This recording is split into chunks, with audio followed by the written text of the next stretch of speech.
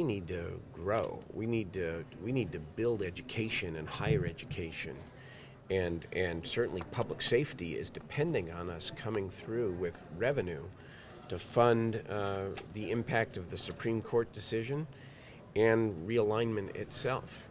And so I think the governor will appropriately fight for Plan A, and we support that. But if that doesn't work, then this is certainly the next best thing, both for this year and in terms of going far down the direction of eliminating our long-term deficit in California.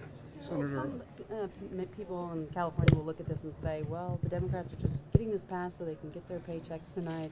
What do you say to the cynics out there? Well, there will always be the cynics, and that's just part of democracy and being a public servant. But I must tell you that on behalf of my colleagues, there is a real sense of duty and sense of honor in getting a credible budget passed on time. The voters said last November when they passed Prop 25, get it done on time.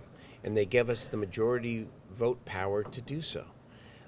We would far prefer to work with the Republican Party, the minority party, to solve all of these problems in a bipartisan way. But one of the messages here today is that while we prefer to work with you, if you're unable or unwilling, we will exercise our majority power to make progress in solving the problem. And that's what we're doing today. And, the content of it will stand on its merits, and, people will pick it apart. And we understand that. That's all part of it. It's not perfect. It is Plan B.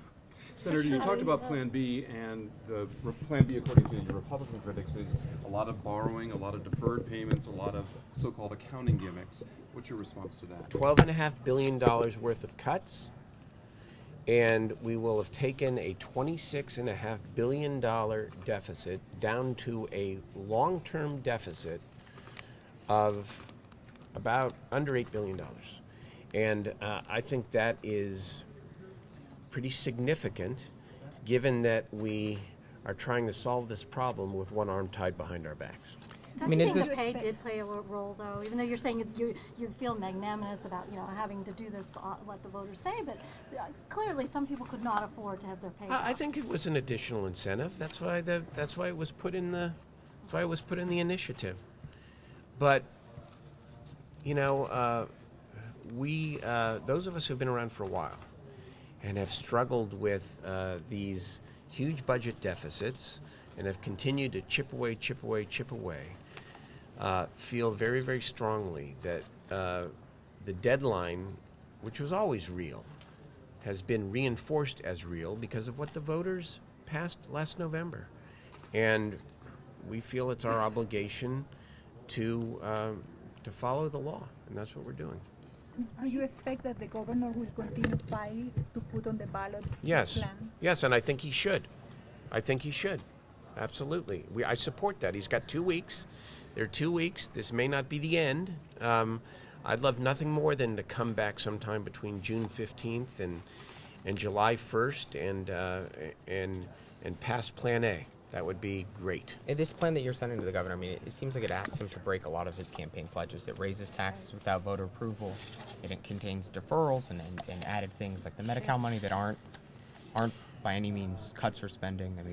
How can you expect him to sign a plan that breaks all his pledges? Well, the governor, more than anybody, has experienced trying to negotiate a bipartisan resolution with the minority party. And he knows that despite his putting forward the most credible proposal and being willing to offer major concessions in the area of reform, that the minority party was unwilling to put up the votes for the so-called bridge. And the bridge itself is worth at least $2 billion. That's what the bridge was and is.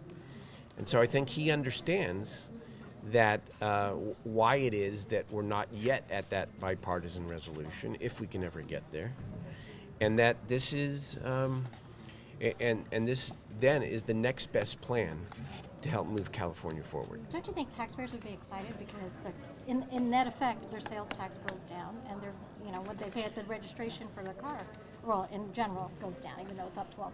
The BLO goes down. I mean, for a win, it's a win in their pocketbooks.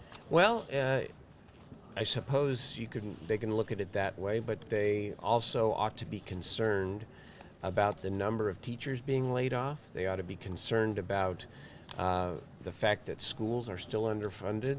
They ought to be concerned that their son or daughter who wants to attend the community college or the University of California may have a hard time getting in, and they may not be able to afford it. So the whole point here is to try to achieve a balance that includes deep cuts, which we have made, and revenue, ongoing revenue, so that we can fund these vital investments at good, solid levels and not have to keep coming back to this. Now, again, I'm a glass half full guy, so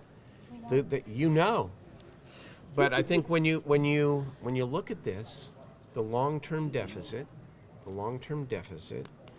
as a result of the work we have done, not only we'll do today, but in March, will be significantly less than where we started.